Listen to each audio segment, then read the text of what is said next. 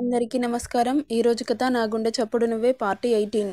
హర్ష అలా ముద్దు పెడుతుంటే అంజు తన అస్తిత్వాన్ని కోల్పోతున్నట్లు అనిపించి కళ్ళల్లో నుండి నీటి ప్రవాహం హర్షకి తాకుతున్నా ఏమాత్రం చలనం లేకుండా తనలోని మకరందాన్ని అమాంతం జుర్రుకుంటూ కింద పెదవికి పంటిగాటు పెట్టి పై పెదవిని లిక్ చేసి 2 పెదవులని మరొకసారి బంధించి 10 నిమిషాలకు పైగా సుదీర్ఘమైన ముద్దును ఆమె నుండి బహుమతిగా తీసుకున్నాడు. నెక్స్ట్ సెకండ్ అంజు చెయ్యి హర్ష చెంపను స్లాప్ చేస్తుంది. స్లాప్ చేసినా ఈసారి కోపం లేదు హర్షకి. బుగ్గలపై జారుతున్న కన్నీళ్ళని చూస్తూ బుగ్గపై ముద్దు పెట్టి all the best my dear రాక్షసి అని ఛాలెంజ్లో పడి నా ప్రాపర్టీని నెగ్లెక్ట్ చేయకు. అది నా సొంతమయ్యాక నేను కేర్ చేస్తాను కానీ అప్పటి వరకు జాగ్రత్తగా చూసుకో అని ఫోన్ బాక్స్ ఓపెన్ చేయలేదని గుర్తొచ్చి ఆ బాక్స్ అంజు చేతికిచ్చి ఓపెన్ ఇట్ అంటాడు. నాకు ఫోన్ వద్దు, ఏం వద్దు, అయినా ఇంత కాస్ట్లీ ఫోన్ నాకు అవసరం లేదు. నా ఫోన్ కాస్ట్ ఎంతో అంతే కాస్ట్లో కావాలి అని అనగానే ఇది గిఫ్ట్ అనుకో బేబీ, నేను ఎవరి నుండి ఎలాంటి గిఫ్ట్స్ తీసుకోను. నేను ఇప్పుడే చెప్పాను కదా నా దగ్గర బెట్టు చూపించొద్దు అని. నోరు మూసుకొని ఇచ్చింది తీసుకో. మీరు ఇచ్చిన డ్రెస్ వేసుకొని వెళ్తేనే క్లాస్ అంతా డబ్బున్న వాడిని పడేసిందేమో అని కామెంట్ చేశారు. ఇప్పుడు ఈ ఫోన్తో వెళితే ఖచ్చితంగా అది నిజమనుకుంటారు అని అనగానే హర్ష కళ్ళు ఎర్రగా మారి నిన్ను అన్నది ఎవరు అని బేస్ వాయిస్తో అడుగుతాడు. పోయి మళ్ళీ ఏం రచ్చ చేస్తాడో అని భయపడి ఎవరూ లేరు అంటారేమో అని అంటున్నాను అంతే. నిజమేనా అని అనుమానంగా చూస్తాడు. నిజమే అంటుంది. ఎవరైనా నిన్ను ఏదైనా అన్నారని తెలిసిందో నెక్స్ట్ సెకండ్ వాళ్ళకు ఫ్యూచర్ లేకుండా చేస్తా అని take care of my property అని బుగ్గ మీద ముద్దు పెట్టి అక్కడి నుండి వెళ్ళిపోతాడు. అంజు తను వెళ్ళిపోగానే అలాగే గోడకు ఆనుకొని 2 కాళ్ళ మధ్యలో తల పెట్టుకొని బోరున ఏడుస్తూ ఉంటుంది. నాకు క్యారెక్టర్ లేకుండా చేస్తున్నావు కదరా, నీకు ఏం పాపం చేశాను, ఎందుకు నా వెంట పడుతున్నావు, ఎందుకు నేనంటే అంత పగ నీకు అని ఏడుస్తూ ఉంటుంది. అంతలో ఎవరో వచ్చినట్లు అనిపించడంతో పక్కన తలెత్తి పైకి చూస్తుంది. ఎదురుగా నిత్య. నువ్వేంటి నిత్య అని అడుగుతుంది.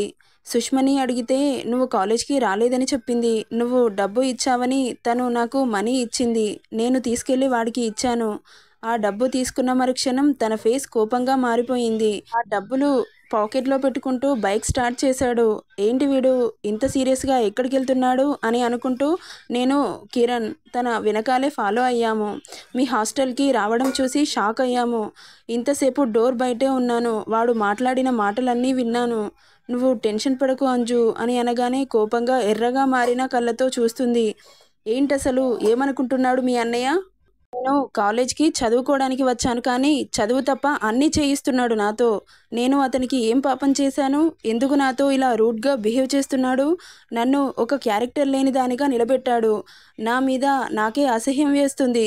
నాకు ఈ బ్రతుకు మీద విరక్తి వచ్చేలా చేస్తున్నాడు అని తన ఆవేదనంతా చెప్పుకుంటుంది అంజు. నువ్వు అలా బాధపడకు అంజు, బాధపడక ఏం చేయమంటావు? నా ఇష్టంతో పని ఉండదా? నా ఇష్టం లేకుండా ఎక్కడ పడితే అక్కడ టచ్ చేసి ముద్దు పెడుతున్నాడు. నేను బొమ్మను అనుకుంటున్నాడా? నాకు మనసు ఉంటుంది, దానికి ఇష్టాలుంటాయి. కానీ మీ అన్నయ్యకు అవేవీ వద్దు. నాతో పైశాచిక ఆనందాన్ని పొందుతున్నాడు. మీ అన్నయ్యకు నా శరీరం కావాలంట. డైరెక్ట్గా వచ్చి అలా చెబితే ఏమనుకోవాలి అని అనగానే వాడికి ఈగో పొగరు ఉంటుంది కానీ చెడ్డవాడైతే కాదు అంజు. నాకు ఒకటే అర్థం కావట్లేదు. అమ్మాయిలంటేనే పడదు వాడికి.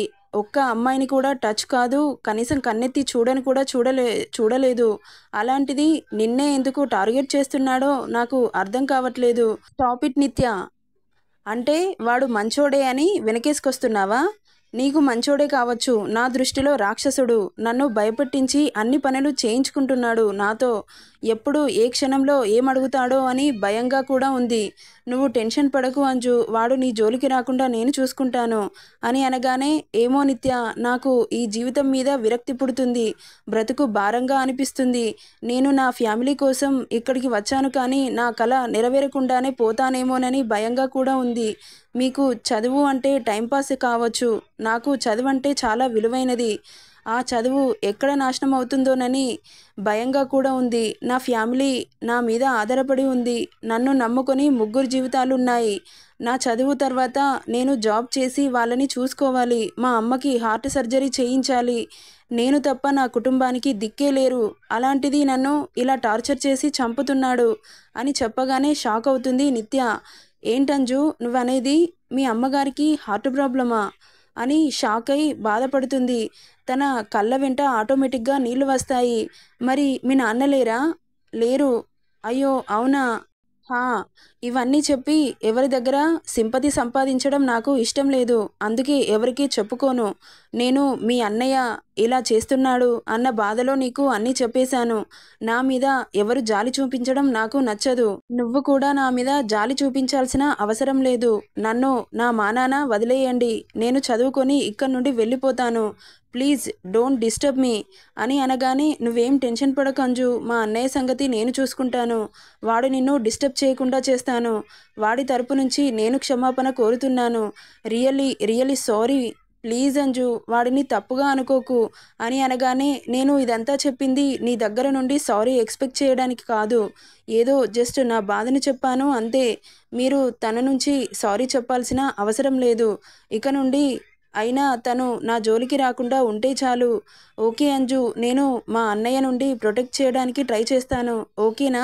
Bye, take care. బాగా తిని రెస్ట్ తీసుకో. ఫేస్ చూడు ఎలా పీక్కుపోయిందో అని అనగానే, ఓకే నిత్య అని అంటుంది అంజు. సరే నేను వెళ్తాను అని అక్కడి నుండి వెళ్ళిపోతుంది. హాస్టల్ కింద కిరణ్ వెయిట్ చేస్తూ ఉంటాడు. ఏమైంది నిత్య? ఏం జరిగింది అని అడుగుతాడు. జరిగిందంతా చెబుతుంది నిత్య. వాడసలు ఒక అమ్మాయితో ఇలా బిహేవ్ చేస్తున్నాడంటే నాకు అస్సలు నమ్మబుద్ధి కావట్లేదు. ఎందుకు ఇలా చేస్తున్నాడు అని బాగా ఆలోచిస్తూ ఉంటుంది నిత్య. నువ్వు అంతలా థింక్ చేయాల్సిన అవసరం లేదు నిత్య. నాకు అర్థమైంది వాడు ఎందుకిలా బిహేవ్ చేస్తున్నాడో. ఎందుకు చేస్తున్నాడు కిరణ్? ఏమర్థమైంది? ఏంటంటే మీ అన్నగాడు అంజుని లవ్ చేస్తున్నాడు. వాట్ అని షాక్ అవుతుంది నిత్య. నిజం నిత్య, కానీ వాడికి ప్రేమ అంటే నమ్మకం లేదు కాబట్టి అది బయటపడట్లేదు. అందుకే తనని వదలను అని సూటిగా చెప్పేశాడు. కానీ వాడు ఏదైనా ఆశపడ్డాడంటే వదిలే రకమైతే కాదు. మరి అంజు లవ్ చేస్తుందా? చచ్చినా చెయ్యదు. కానీ ఎలా? నాకు బుర్ర హీటెక్కిపోతుంది కిరణ్. ఏంటి ఈ ట్విస్ట్? అంతా ఆలోచించి బుర్రని పాడు చేసుకోవడం ఎందుకు? మీ అన్నగారు ఈస్ట్ అయితే అంజు ఏమో వెస్ట్. వాళ్ళిద్దరినీ ఆ దేవుడు ఎలా కలుపుతాడో చూడాలి.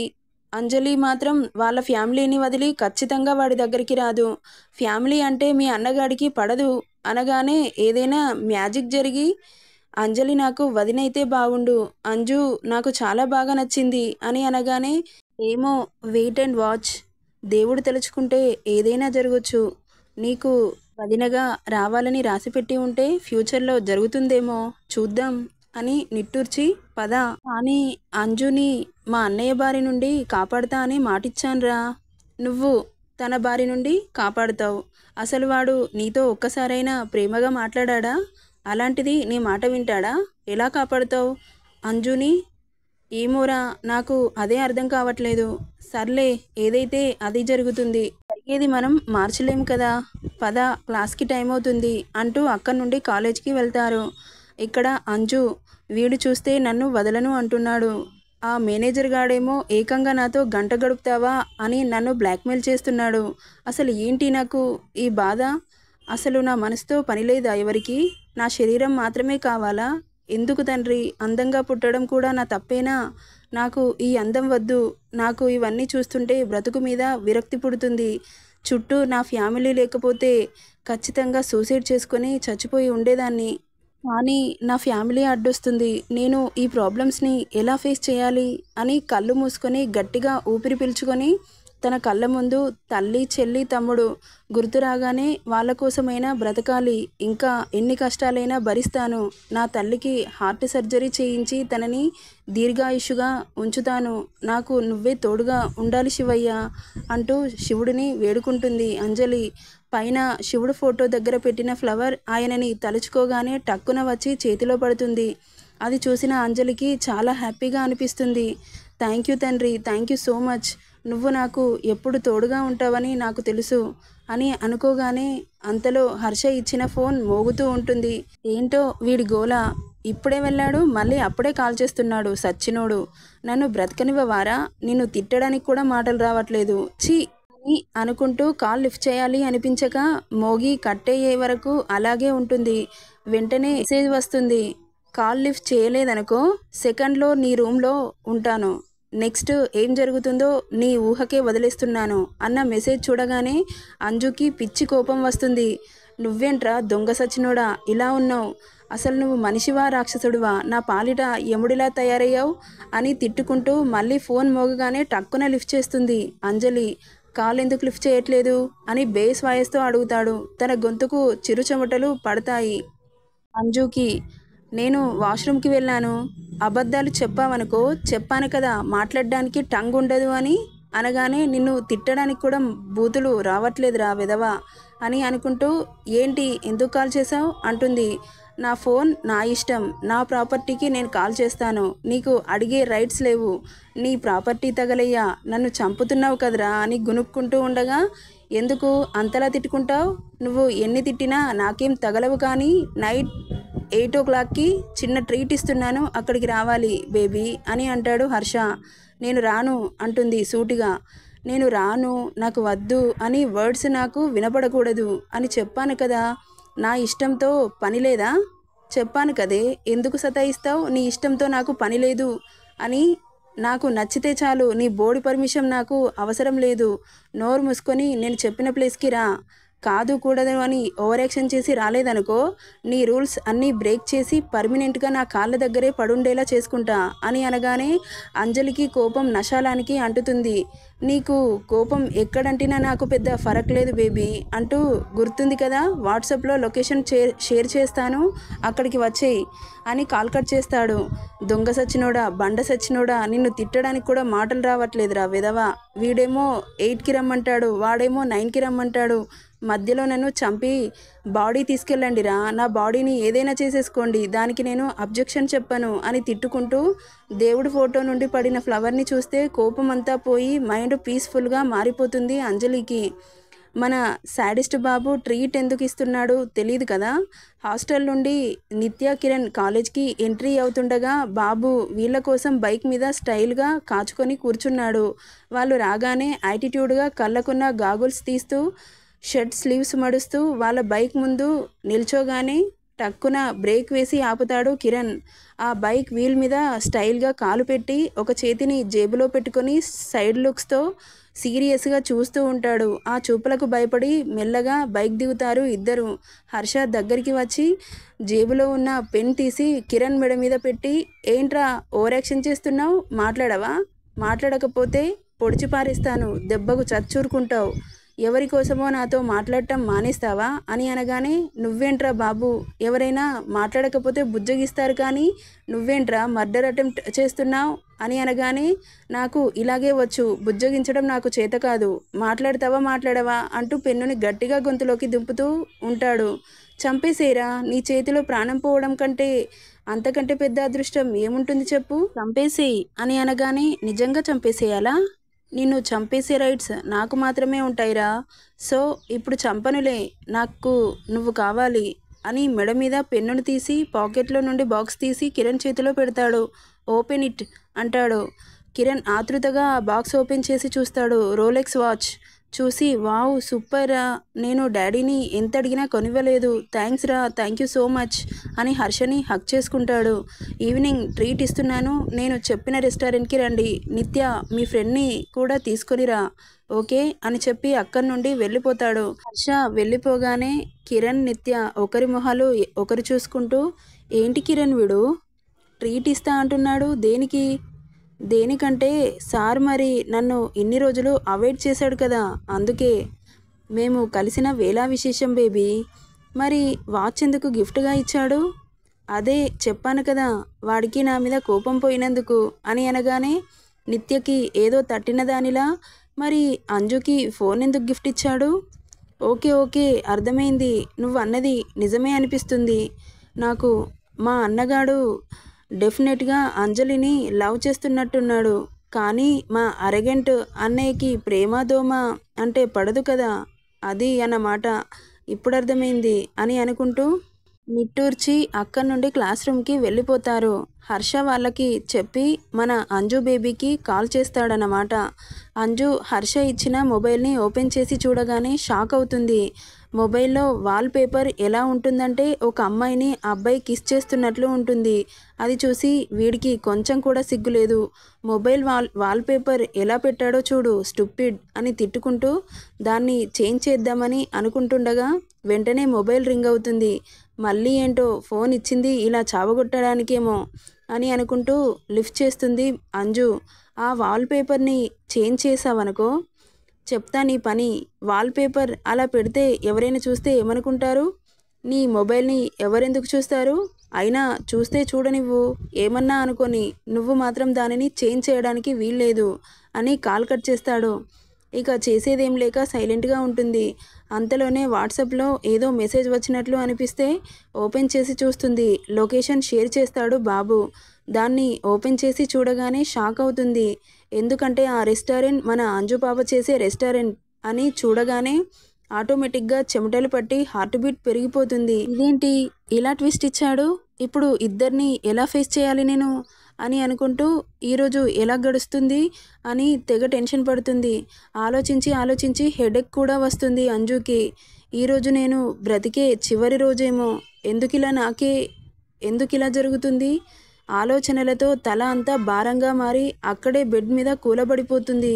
అంతలో ఈవినింగ్ కావడంతో సుషి కాలేజ్ నుండి హాస్టల్కి వస్తుంది. దిగులుగా కూర్చున్న అంజుని చూసి ఏంటే రెస్ట్ తీసుకోమని చెబితే నువ్వేంటి దిగులుగా కూర్చున్నావు, మళ్ళీ ఏమైంది అని టేబుల్ మీద ఉన్న మొబైల్ బాక్స్ని చూసి అవును ఇదేంటి మొబైల్ బాక్స్లా ఉంది, ఎవరిచ్చారు అంటూ దాన్ని ఓపెన్ చేస్తుంది. వావ్ మొబైల్ సూపర్గా ఉంది, ఈ మొబైల్ ఎక్కడిది అని అడగానే నువ్వు వెళ్ళిన తర్వాత హర్ష వచ్చాడు అని చెబుతుంది. ఆ మాటకు నోరు తెరిచి షాక్ అయి చూస్తూ ఉంటుంది సుషి. ఏంటే నువ్వనేది? హర్ష వచ్చాడా? మన వార్డెన్ ఎలా రానిచ్చింది? ఇది లేడీస్ హాస్టల్ కదా. వాడికి వార్డెన్ ఒక లెక్కన దేనినైనా ఎంతటి వాళ్ళనైనా భయపెట్టే రకం వాడు. ఇక వార్డెన్ భయపడకుండా ఉంటుందా అని అంటుంది అంజలి. మన మీదికి గయ్యాలి గంపలాగా ఎగబడుతుంది కదే, మరి హర్షని లోపలికి ఎలా పంపింది? వార్డెన్ కంటే వాడు ముదురు కదా, ఎంతటి వారినైనా భయపెట్టే రకం వాడు. సర్లే ఈ మొబైల్ ఎందుకు ఇచ్చాడు? వాడు నా మొబైల్ పగలగొట్టాడు కదా, సో అందుకు. వీడి క్యారెక్టర్ ఏంటో అర్థం కావట్లేదు. బాబు అప్పుడే టార్చర్ చేస్తాడు, మళ్ళీ నిన్ను కేర్ చేస్తాడు.